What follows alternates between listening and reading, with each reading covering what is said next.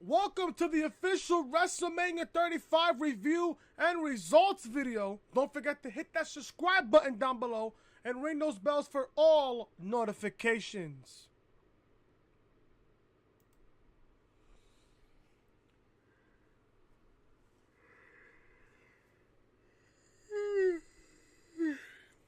I'm not gonna lie to you people.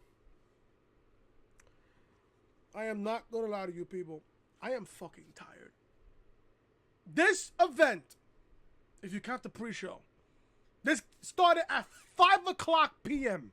Eastern Time. 5 p.m.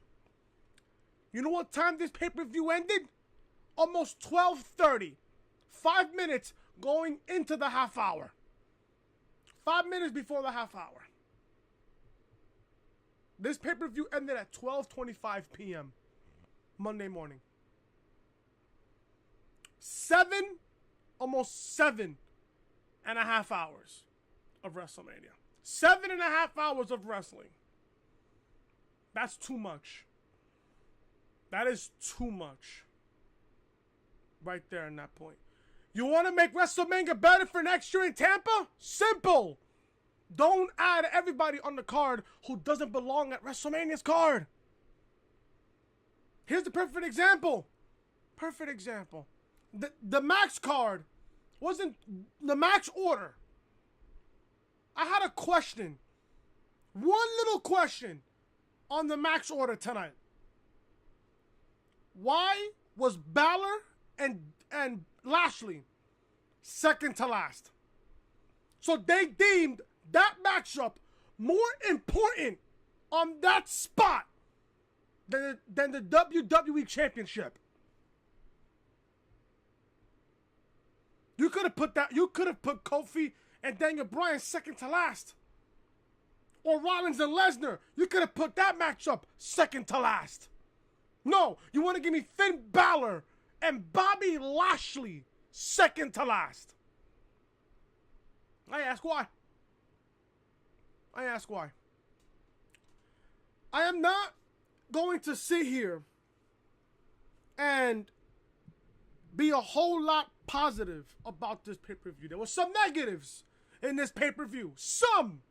Not a lot. Some. But, nonetheless, this pay-per-view wasn't that bad.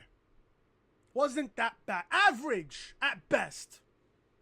It was an average show. I felt like I was at a Monday Night Raw for 7.5 hours. I am not lying to you. But like I said, the show was not that bad. Like I said, this show has some good moments and some bad moments. But we're going to talk everything about WrestleMania right here on the review.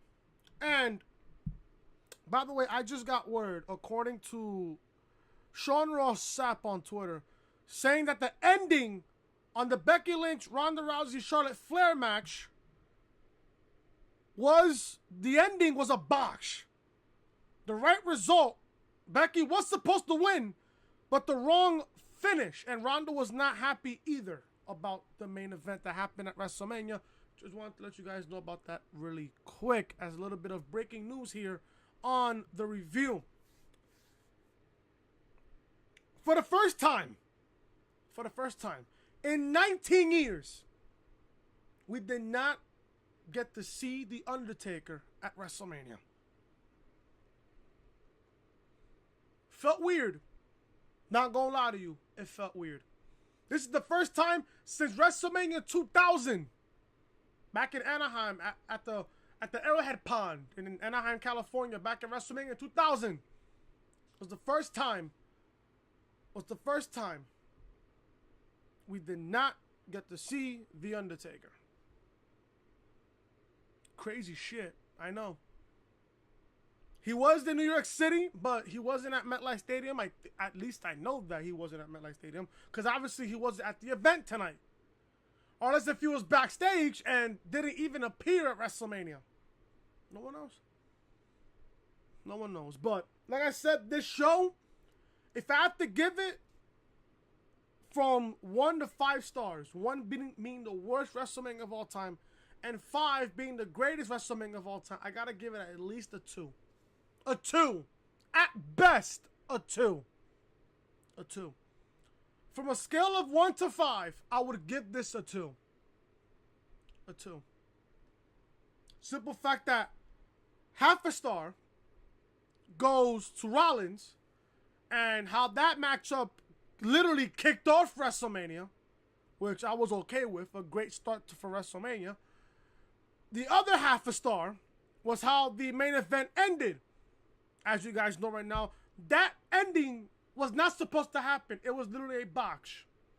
The right woman won the matchup, but it was the wrong finish. So, unless the referee fucked up there, that's the problem. So that's the other half a star. So that's one whole star. With Rollins and Lynch.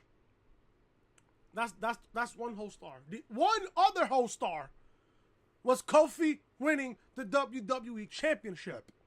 And how that and I'm not gonna lie to you, Kofi and Daniel, that was the match of the night. If you really look at it, at the end of the night, what was the best match of the entire night? Kofi and Daniel. They went about, what, 10, 15 minutes? They gave us the best match of the entire night. Best match of the entire night. So my hat's off to Kofi Kingston. But we're gonna review this entire show.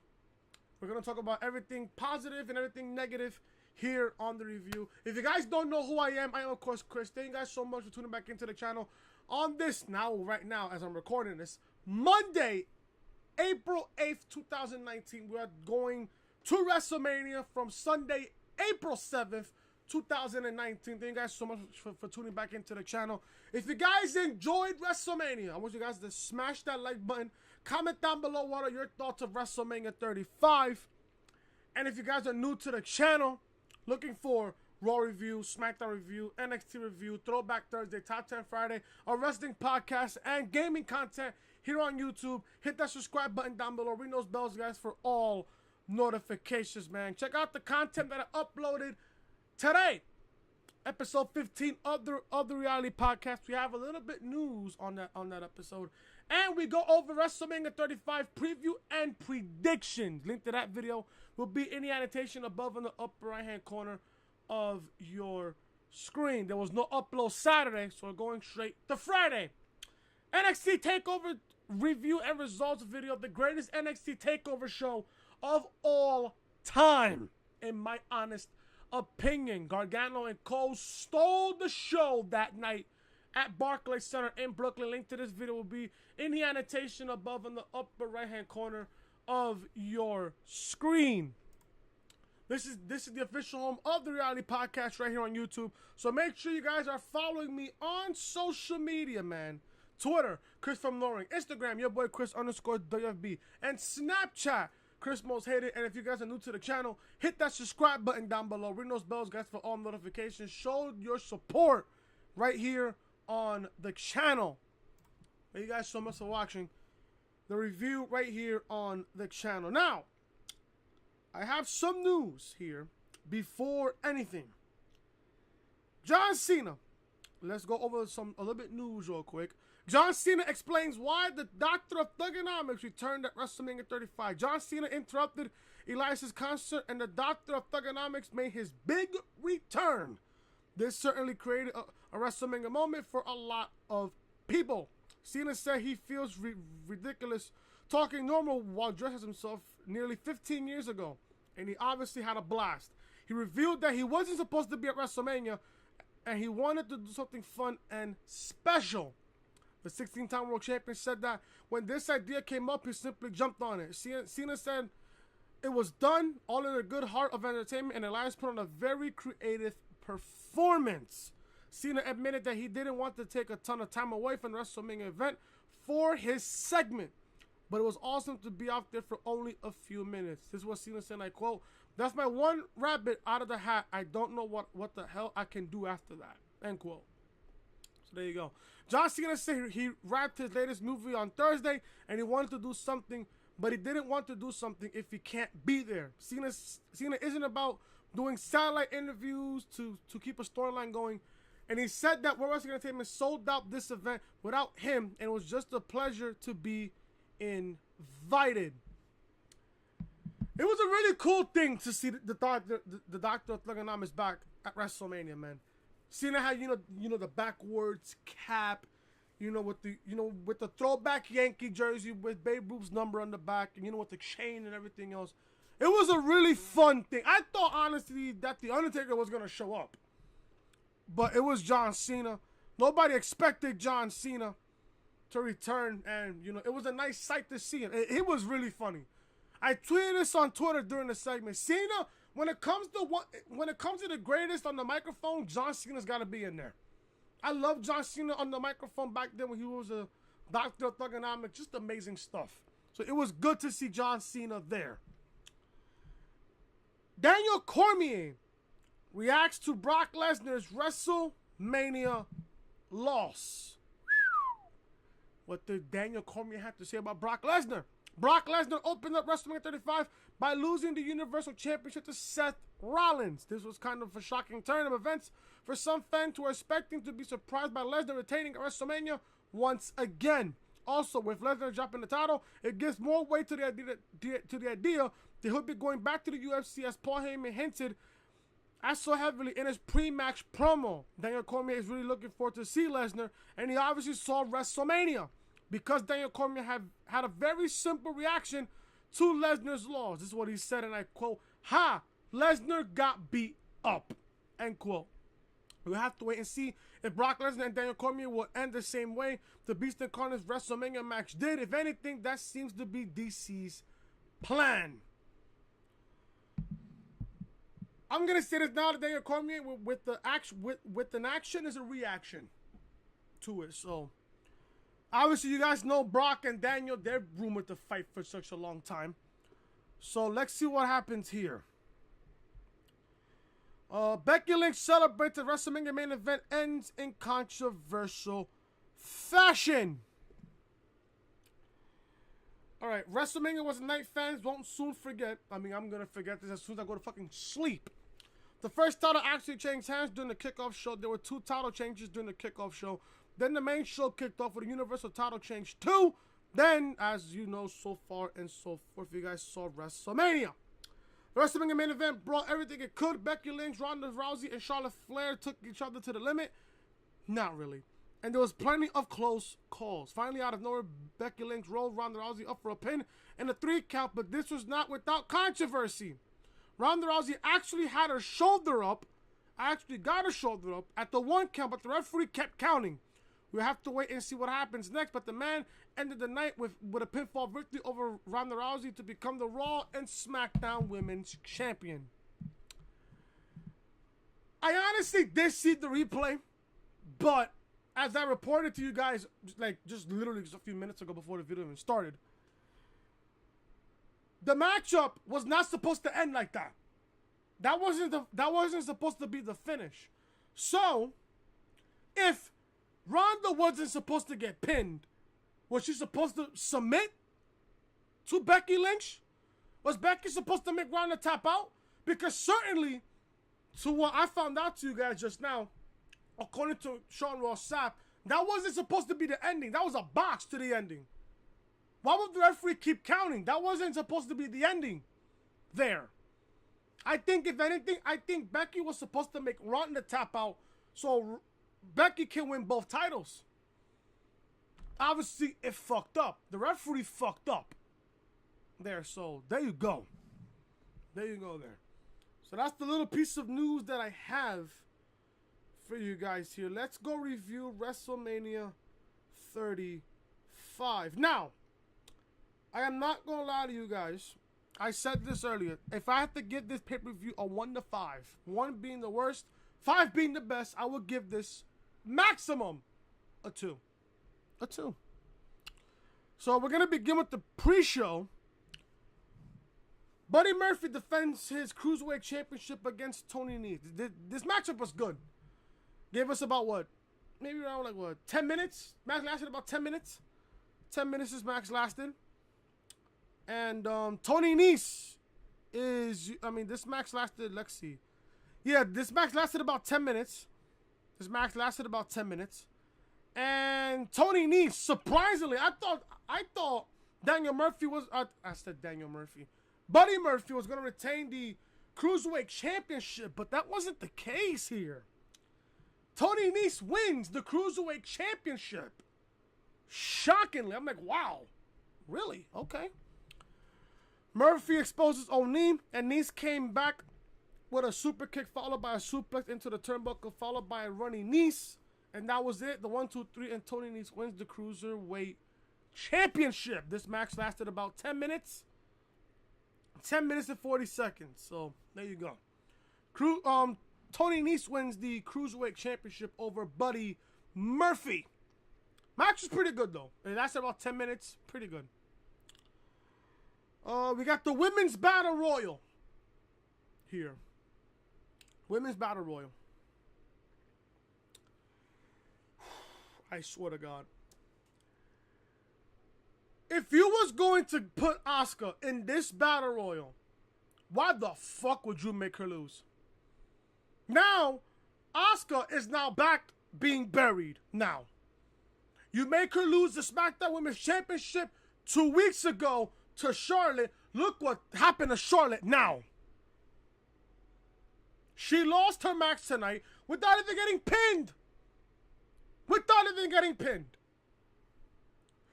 So you have Asuka lose the SmackDown Women's Championship with 2 weeks to go to WrestleMania, only to put her in the Battle Royal. At least have her win.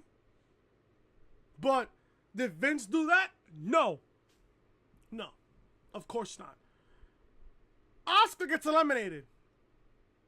Asuka gets eliminated. Asuka gets eliminated. So, we were down to... Alright, so Dana Brooke was eliminated by Rose and DeVille. Then Mickie James fought them off. James took out Rose, and then Sonya took out James. Asuka took the fight to both Logan and DeVille until Sonya was eliminated, followed by Asuka. Sarah Logan wins. Nope, Carmella showed up because she went under the bottom rope.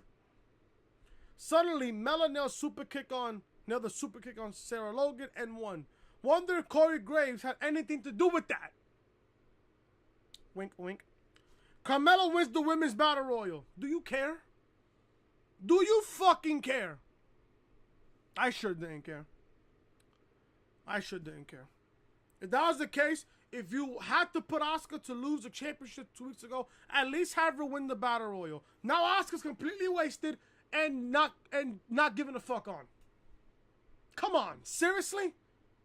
This is fucking bullshit here. So, we get the Revival defending the Raw Tag Team titles against Curt Hawkins and Zack Ryder. Now, Curt Hawkins has a 269 match streak, losing consecutively. You at least had this in the back of your mind that the Revival was gonna lose this match. Why? Because it's WrestleMania, and if you have a losing streak at WrestleMania, it's bound to snap. Take a streak ended at WrestleMania. Asuka streak ended at WrestleMania. WrestleMania is where winning streaks end and losing streaks also end as well. Zack Ryder and Curt Hawkins. Yes, you heard me right. Zack Ryder and Curt Hawkins win the Raw Tag Team titles. On a roll-up. On a roll-up. Are you fucking kidding me? At this point, and I took notes on this. I took notes. Took notes on this.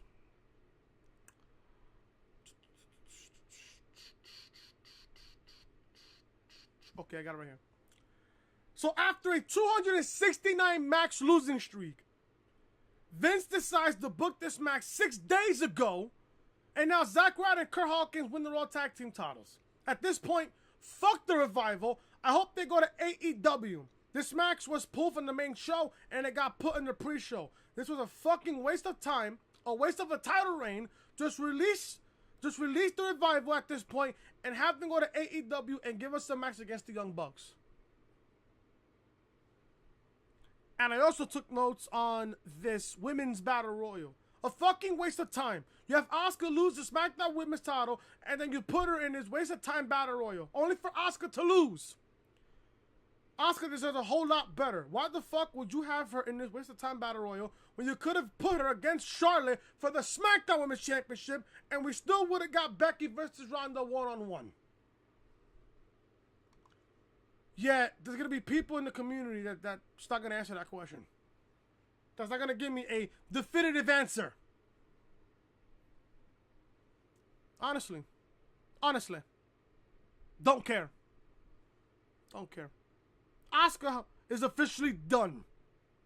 I'm officially done with Asuka. Done. Then we got the Andre the Giant Memorial Battle Royal. I took notes on this as well. EC3 gets eliminated in 3 seconds. At this point, send them his release papers and send them to AEW in Jacksonville. Another waste of time. Colin Joyce wore a Cleveland Browns Odell Beckham Jr. jersey. No one had a chance to even eliminate Braun Strowman. Fuck it. This match was fucking boring. They brought a fucking therapist to the ring. Like, are you fucking kidding me? Only for Strowman to throw this fucking therapist like a rag doll and eliminates the other 2 SNL guys to win the Battle Royal.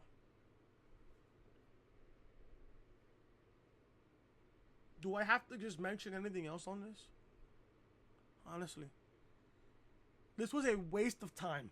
The pre-show was a waste of fucking time.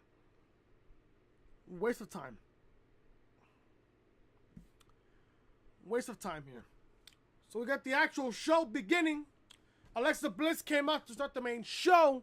She welcomed everyone to WrestleMania and said they need more than a host. They need a goddess, and she has the entire show in the palm of her hand. If she wants the WrestleMania moment, then all she had to do was snap her fingers. Then she said, "Oh, you don't believe me?" She snaps her fingers. Out comes the immortal Hulk Hogan. Hogan got a huge pop, and he said it's great to be in the Silverdome. Then he called it the MetLife Center and said he sees 83,000 screaming Hulkamaniacs.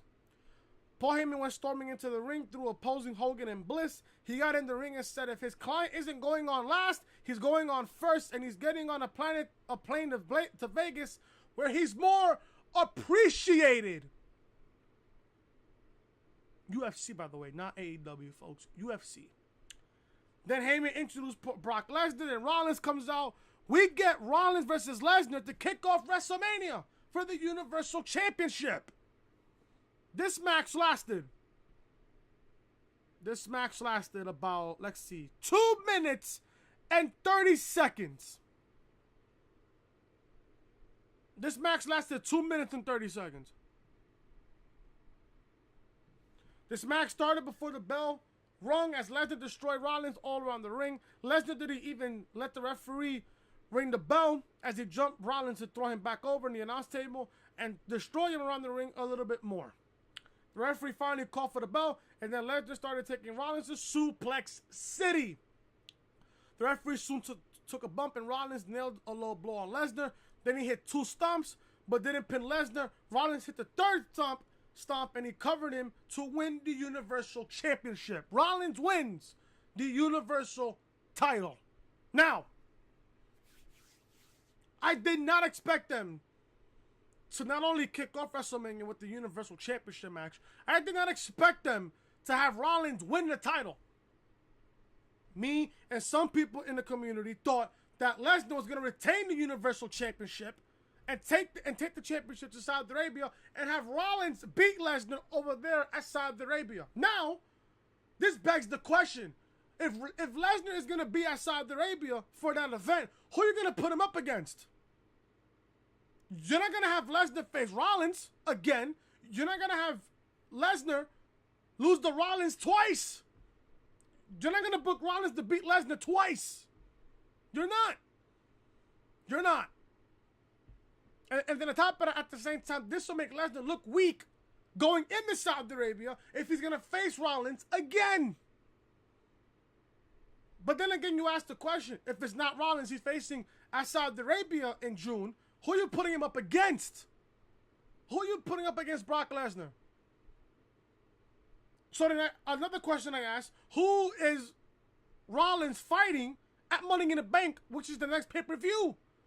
The next pay-per-view is Money in the Bank, which is the May 19th, which is more than a month away. Who is Rollins fighting at Money in the Bank? Who? But nonetheless, this was a good match for what it was for the first like 5 minutes, even though the bell didn't really ring. But nonetheless, this was a legit squash. I called this not a big squash, but just a little squash. Because Lesnar got some offense as the match went on, but once the referee got out of the ring and took that bump, Rollins took advantage. And then you're going to say, oh, but Rollins did a dirty thing to win. You can't, if the referee can't see it, he can't call it. You can't call what you can't see. So there you go. Rollins took advantage when the referee was not in the ring. And I bet you money Lesnar would do the exact same thing if he was in that same position. Lesnar would do the exact same thing. So Rollins hits a low blow, 3 curse stomps, wins the Universal Championship. Raw should be interesting tomorrow on the hottest crowd of the entire year. Tomorrow. Should be really, really interesting. So Rollins wins the Universal Championship in just 2.5 minutes. So Roman gets what? In total, what? 4 or 5 matches against Brock Lesnar. Only beats him once. But Rollins, he gets his one-on-one match against Brock Lesnar, beats him in his first try. So what does that tell you? The Roman Reigns agenda was really in full effect when Roman was feuding with Brock Lesnar after so many times. How come it took Rollins one time to beat Lesnar, but then again when it came to Roman, it took him about, what, 4 to 5 tries to beat Lesnar? Honestly, I didn't think they was going to go down that route. Didn't think so. Didn't think so. But Rollins wins the Universal Championship. Congratulations to Seth Rollins. And we get AJ versus Randy Orton. This match lasted about 16 minutes. Match lasted about 16 minutes. Match wasn't that bad. I mean, I expected more. I expected this to be a classic. But they could have given me at least another 10 more minutes. At least another 10 more minutes. This match lasted 16 minutes, I think, right? Yes. This match lasted 16 minutes. This match could have given me at least another 10 more minutes. I would have been fine with at least another 10 more minutes in this match. But AJ beats Orton here. Orton rolled out of the ring and Styles nailed the big springboard diving forearm to the outside. Orton tried to RKO him again, but Styles nailed the phenomenal forearm. Then they got back into the ring for the win. AJ wins. Match wasn't too bad, but I'm going to say this now. The build to this match was better than the match itself. Not going to lie to you. But AJ wins here. Phenomenal forearm to Orton. That's it. That's it. Lacey Evans came out and waved hello. She posed and was introduced as the sexy Southern Belle, and then she left. That was it. Can't wait to see her actually wrestle. Really can't. We got the Fatal 4-Way for the SmackDown Tag Team titles. Uso defends against Ricochet and Aleister Black, The Bar, and Rusev and Shinsuke Nakamura. This was a fun match. Really fun match. Everybody got their shit in. Ricochet got his shit in. Black got his shit in. The Bar got their shit in. Rusev got his shit in. Nakamura sort of got his shit in. And the Usos, they're just the best tag team in all of WWE. This match was a really fun match. Really fun match. I love this matchup. This match was really, really fun. The match was very quick from the jump. Ricochet and Nakamura turned into Cesaro and Ricochet. And then Cesaro took control with the help of Sheamus. Cesaro started swinging Ricochet for a long time, by the way. And kept it going for a long time. Then he turned it into a sharpshooter. Ricochet got out of it, but it wasn't much better as Rusev continued to apply abuse on the one and only. They did the big Tower of Doom suplex, and Ricochet nailed the 630 on Sheamus, but everyone broke up the pinfall attempt. Everyone started doing finishers, and finally Sheamus took Ricochet out with a bro kick. A sickening bro kick, by the way, that fucking got Ricochet inside out. My God. Then the Usos hit multiple super kicks on Sheamus and hit double splashes for the win. The Usos retained the Smackdown Tag Team Championships. They did the Hall of Fame segment. It was pretty cool. It was pretty cool how to let Natalya stand in for Jim Neidhart, her father. They also showed Chyna's picture on all the big screens during DX's introduction. That came complete with music and Billy Gunn blowing up. Nice moment there. Then we got the Falls Count Anywhere match between Shane McMahon and The Miz. I love Shane as a heel. I really do. Shane as a heel, just fucking love it. Just amazing stuff. Shane made Greg Hamilton introduce him twice during his entrance. Then he made him do it again. Mr. Miz was also at ringside during this whole entire matchup. Obviously, this match is Falls Count Anywhere, so this was a complete fucking just there, to be honest with you. There was a spot in the last couple of minutes in this matchup.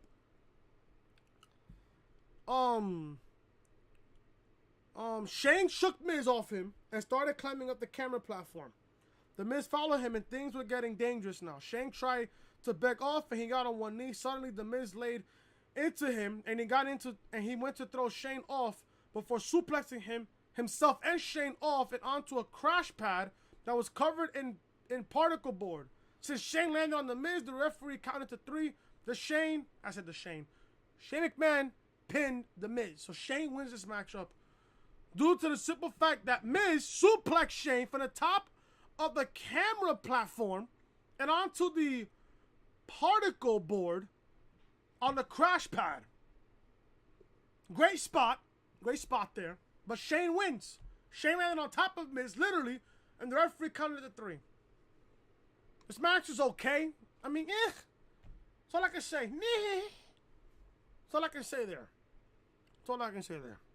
Shane McMahon wins over The Miz.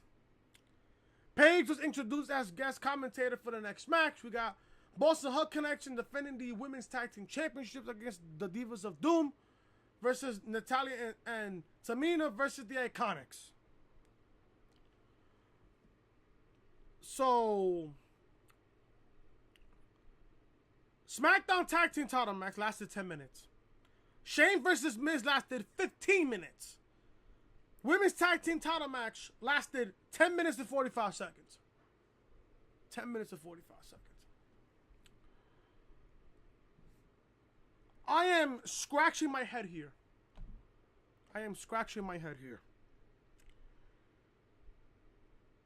Why did the IIconics win this match? What have the IIconics done? Now I know they pinned Sasha and Bayley on SmackDown a couple of weeks back. I know. But can you really ask yourself this question? What have they done to win the Women's Tag Team Championships? Listen, don't get me wrong. Peyton, Royce, and Billie Kay, they're beautiful. Don't even get me started. They're beautiful. They're gorgeous. But do you really see yourself? Do you really see them having the tag team titles for that long time? My honest opinion, no. I don't. I don't see the IIconics winning. Honestly, I didn't even see the IIconics winning. I had Sasha and Bayley retain the Women's Tag Team Championships. I had them retaining. The simple fact that the IIconics won this matchup not only made me scratch my head, but at the same time, like, what? Why? Hello? I don't know. IIconics win. Banks hit the double knees on Natty and Phoenix before Bayley nailed the elbow on Phoenix, followed by a splash from Banks for a 2 count. Natty nailed the spinning powerbomb on Banks, while Phoenix hit a super glance slam on Bayley. Mind you, the IIconics made the tag, while Phoenix hit the super glance slam on Bayley. The IIconics jumped in and stole the pin and win the titles.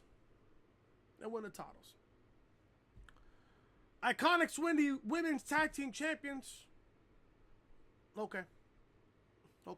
Let's see how long they hold them. That's the question. Up next, we got Daniel Bryan versus Kofi Kingston for the WWE Championship. Honestly, this is where they confuse me. Why is this match happening so early on the card? This match was one of the most anticipated matchups on the card. Why are you giving me this matchup just an hour into the show? Why are you giving me Kofi and Daniel? If anything, this spot where Kofi and Daniel was, you could have gave me Balor versus Lashley, or Angle versus Corbin during this spot. No, you want to give me Daniel versus Kofi for the WWE Championship. One of the most highly anticipated matches on the card. Kofi and Daniel lasted almost 25 minutes. They lasted 23 minutes and 45 seconds. This, no question, this was the match of the night. Yes, I picked Daniel Bryan to win, but I'm going to sit here and tell you guys right now, I'm wrong. I didn't think they was going to get Kofi the championship at WrestleMania. At the same time, yes, it's a much bigger stage. There you go. They finally pulled the plug and gave Kofi the WWE Championship. This match was really good. I love this matchup. This match was good. Is this a match that I would go back and watch? Yes. The emotion, the feeling towards it. It felt like a big fight between Kofi and Daniel. It felt like a big fight here. Rowan tried to stop Kofi from getting into Bryan, but then Rowan took out Woods and Big E before Kofi hit a Trouble in Paradise. Then Woods and Big E hit the Midnight Hour on the floor. Kofi hit Daniel and geared up in Trouble in Paradise, which missed. Bryan hit the running knee and Kofi kicked out. I thought Daniel was going to retain the title right there when he hit the running knee on Kofi.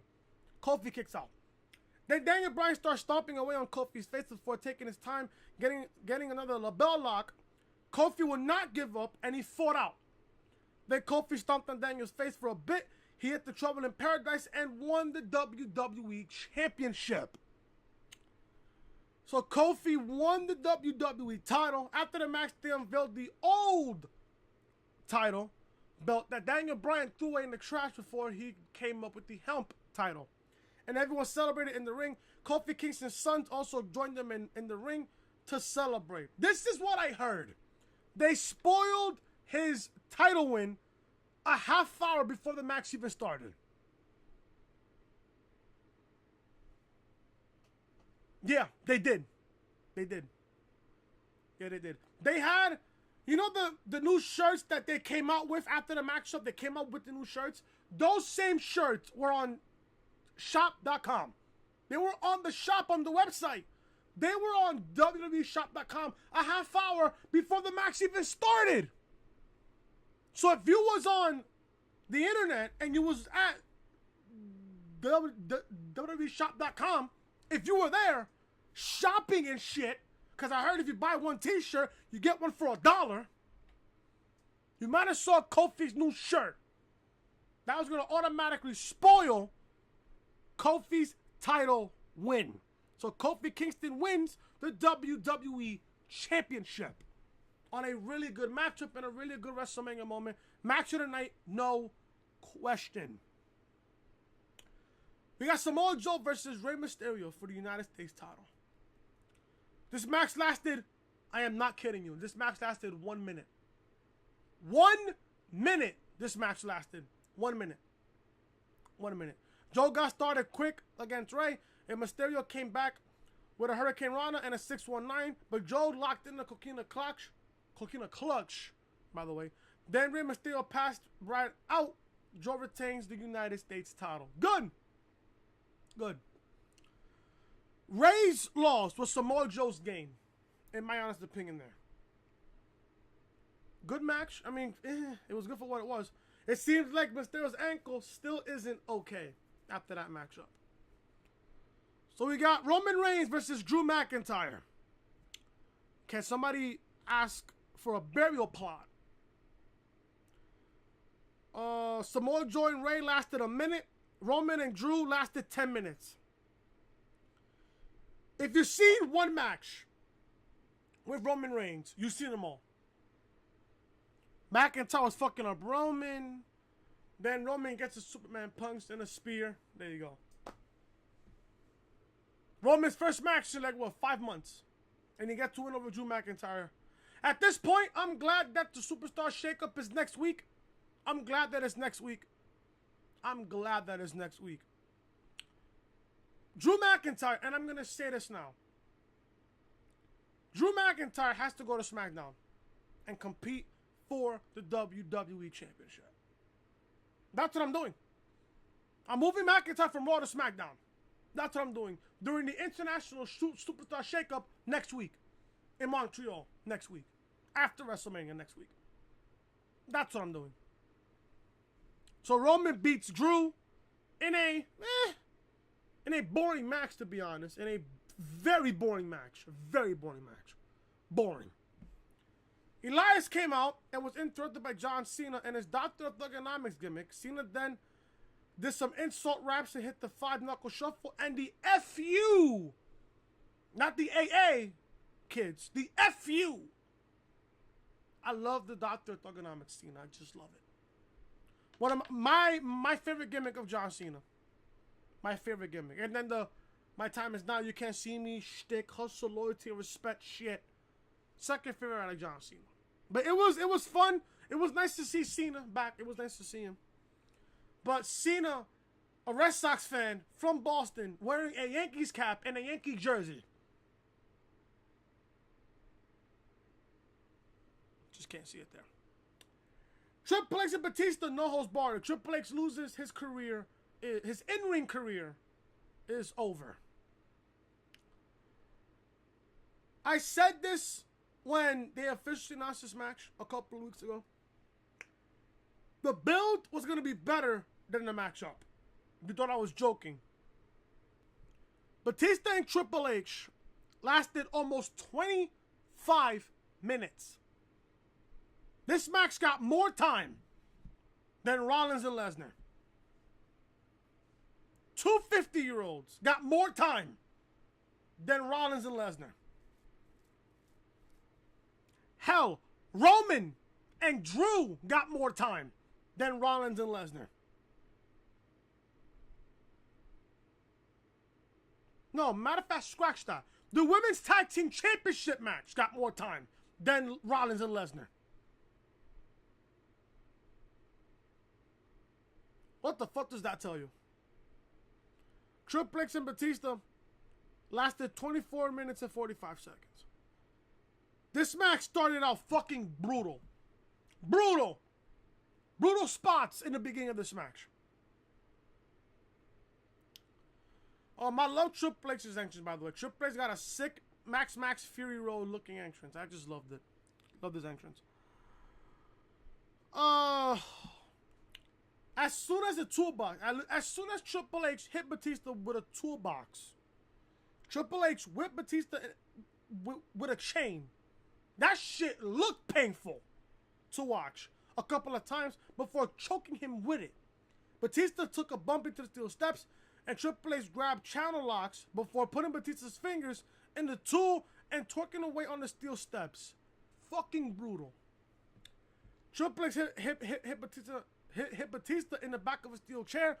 Then when it got into the ring, he took the pliers and pulled his nose ring out of his fucking nose. Batista went out of the ring after that. Batista's nose was really bleeding a bit.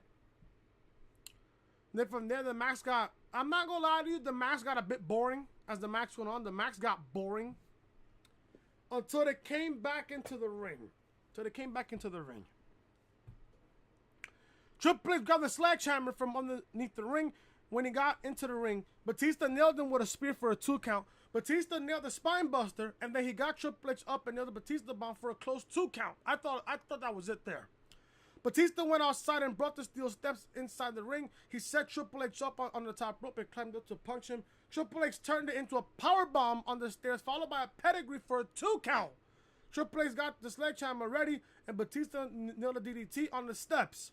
Suddenly, Ric Flair showed up and handed him another sledgehammer, so they both had hammers. Then Triple H hit Batista with the sledgehammer and nailed the pedigree for the win. Like I said, folks. This matchup, the build was better than the matchup itself. I'm not kidding you. Triple H wins. His in-ring career keeps intact. For some reason, because the fact that Shawn Michaels was at ringside, I thought, and I was hoping this would happen. Shawn is at ringside for commentary. Shawn's at ringside doing commentary. I was dead ass thinking, and I was hoping this would happen. I was hoping that The Undertaker would come back, come out of nowhere, and challenge Shawn Michaels to a match at next year's WrestleMania. That's what I was hoping that would happen. But obviously, it didn't. So there you go. Triple H beats Batista. Hopefully, that will stroke Triple H's ego for a bit. Then we got Kurt Angle versus Baron Corbin. Kurt Angle's farewell match. Corbin wins. I didn't really care about this matchup. This matchup lasted 6 minutes and 5 seconds. This match lasted 6 minutes and 5 seconds. Baron Corbin did the "you can't see me" gesture before getting smacked by Angle and eating 3 German suplexes. Angle was looking around for the crowd, was on their feet. Angle got on the top rope and missed a moonsault before Corbin hit End of Days and pinned Kurt Angle. So Corbin beats Angle. A lot of people were thinking that Kurt was going to win. Corbin won. Was you surprised at this point? No. So Corbin beats Angle on Angle's farewell matchup. Bobby Trashley, defending the Intercontinental Championship against the Demon King Finn Balor. Now I ask myself this question. So Finn Balor, Mr. Demon King, sir, you want to come out for Bobby Trashley and the mute man himself, Leo Rush, but you don't want to come out for a Universal Championship match against Brock Lesnar at the Royal Rumble. So you deem Bobby Trashley being more important than Brock Lesnar. I don't get it. I just don't get it. If you even cared about this matchup, the Demon King wins. Finn powerbombed Lashley and climbed up to hit the coup de grace and won the IC title. This match lasted 6 minutes. No, 4 minutes. I apologize. 4 minutes. 4 minutes and 5 seconds.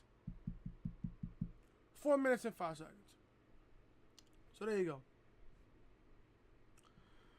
Finally, guys, main event. Ronda Rousey, Charlotte Flair, Becky Lynch. Winner take all title match. Triple threat match.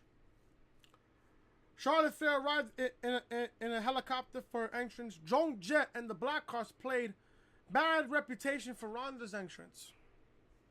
Remember how I said that if you have your theme song played by the actual band that plays the theme song and they play it live at WrestleMania, the person's losing? The only person that won with their entrance theme being played live was Triple H back at WrestleMania 19. No, 18, I apologize. 18. Triple H, it happened to Triple H, twice? 18 and then 21, when he lost to Batista at WrestleMania 21. I am not going to lie to you. This match was overhyped. Overhyped and overbooked. This match lasted 21 minutes and 40 seconds. No, 21 minutes and 30 seconds. Becky Lynch wins. Now, there's a report that I just got just now as I'm recording this live for you guys. WrestleMania main event finish box. Ronda Rousey not happy. WrestleMania 35 is in the rear view mirror right now, but it looks like the main event didn't come out without some controversy. If you notice that something was off at the end of Ronda Rousey, Charlotte Flair, Becky Lynch match, then you're not the only one, because the ending of the match was reportedly botched. Brad Shepard reports that his source in World Wrestling Entertainment confirmed to him that the ending of WrestleMania main event was indeed botched. Ronda Rousey was also said to be none too pleased with what went down. This is what Brad Shepard said, and I quote, according to a source in WWE, the ending to the WrestleMania main event was not the planned finish. The end was a botch, and the referee, thinking Ronda's shoulders were down, counted to 3. Ronda was not happy, end quote. We might never know how the match was supposed to end. As the dust settles, this main event, it looks like Ronda still might be on her way out of Wrestling Entertainment if this was not the plan. After all, plenty of people noticed that Ronda's shoulder was up during the pinfall. Even the commentary team said that. Even the commentary team mentioned that Ronda's shoulder was up. I think it was her left shoulder. I think it was her left or her right shoulder was up. I'm not too sure. But Becky won. Becky wins the SmackDown and the Raw and SmackDown Women's Championship. Now, I'm going to tell you guys in a second how that matchup went down. All right, can I? Okay, here we go. Let me get to the last part real quick, guys. Give me a second here. Okay. So they brought a table to the ring. The table barely even broke. Table barely broke. Becky Lynch brought out a table and set up in the ring. Flair took control. All right. So what happened was after that, the table broke. Then I believe what happened after that? Okay. So the table barely broke. So Charlotte was going for a double spear. But Ronda and Becky countered that and put Charlotte through the table that was adjusted from the corner. Table barely breaks. Charlotte gets out of the ring. Then, all of a sudden, Ronda was going for Piper's Pit. Becky countered, rolled her up, and then the referee was counting 1, 2, 3. Noticed how Ronda's shoulder was up. So once the shoulder is up, referee got to stop the count. Referee kept counting 1, 2, 3. The match is over. Nobody knew. Nobody knows how the match was supposed to end. I'm here going to assume that it was supposed to be a tap out. At least a tap out. But now, with that being said, the match is over. Becky wins. Becky wins. She wins both titles. The pyro goes off. Show goes off the air. This match was overhyped and overbooked at the same time. So you're telling me this match was supposed to last at least a half hour. This match lasted 21 minutes and 30 seconds. So you're telling me this match could have lasted at least another 9 minutes? I just don't get it. How you messed that up? Honestly, as a fan like that, how you messed the whole thing up like that? I don't know, man. But thank God this event is over. Thank fucking Christ, WrestleMania is over. Thank fucking Christ, man. Thank fucking Christ. My God. Like I said, folks, WrestleMania, it wasn't a bad show. Wasn't a bad show. If I had to give this a 1 through 5, I'm going to, from a scale of 1 to 5, 1 being the worst, 5 being the best, I'm giving it at least a 2. At least a 2. At least a 2. I gotta be at least a little bit of criticism on this. At least a little bit. I don't care who you are. And then on top of that, I had to argue with a whole bunch of fucking stupid casual people as I was tweeting on Twitter. Like, shut the fuck up. Blow me, bro. Damn. Shut up. Most of these people fucking talking to me on Twitter and shit, saying, oh, if you don't like it, matter of fact, I have the tweets right here that I'm gonna fucking expose.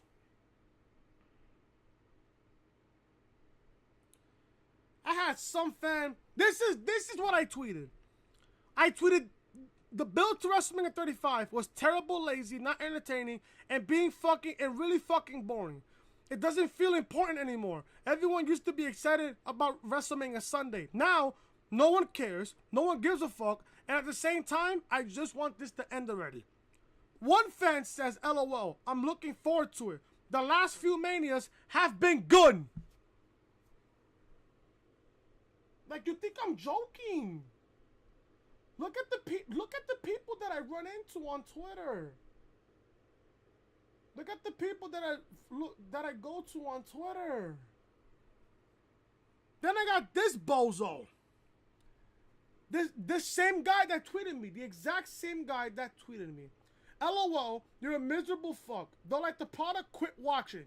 It's been a hell of a lot worse than it is today. What a fucking loser. Blow me. And his Twitter is Dalen_Berry on Twitter.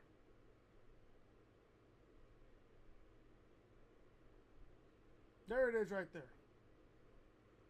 There is his Twitter right there. So, dude, if you're watching, suck my dick, blow me. And then I got this bitch, Karen Stin. She says, she tweets at me, then stop watching. This has been a great show. Her Twitter is AudioSlave1974.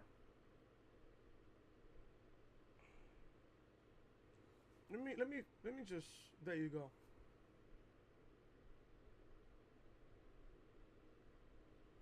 I'm telling you. I'm fucking telling you. Stay away from these casual fucks on social media. Please do me that simple favor. Stay away from these casuals on social media. Thank you guys so much for watching. This is the end of WrestleMania review. Thank you guys so much for watching. If you guys enjoyed WrestleMania review or the WrestleMania show, hit that thumbs up. Comment down below what you guys thought of WrestleMania. And if you guys are new to the channel, looking for Raw review, Smackdown review, NXT review, Throwback Thursday, Top 10 Friday, a wrestling podcast, and gaming content here on YouTube, hit that subscribe button down below. Ring those bells, guys, for all notifications, man. Check out the podcast that I uploaded. Well, right now, it is late in the morning here on Monday. So, Sunday.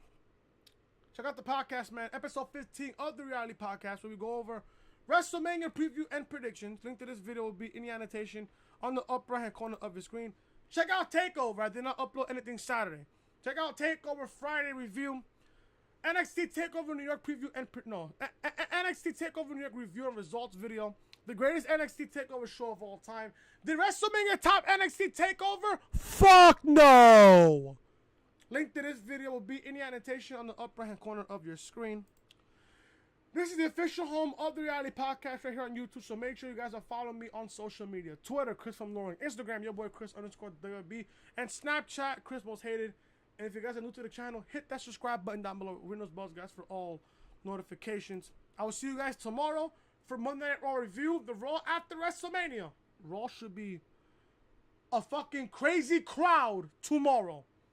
As you guys know, WrestleMania, the crowd on the Raw after WrestleMania, you guys know, is always good. So I can't wait to see the crowd tomorrow on the Raw after Mania. Thank you guys so much for watching. Hope you guys enjoyed the review. Check out the podcast. Check out NXT, man. Follow me on social media, guys, man. I will see you guys tomorrow for Raw review as we get a brand new week of content right here on the channel. Until then, thank you guys so much for watching. I'll see you guys tomorrow for Monday Night Raw review. Till then, talk to you guys later.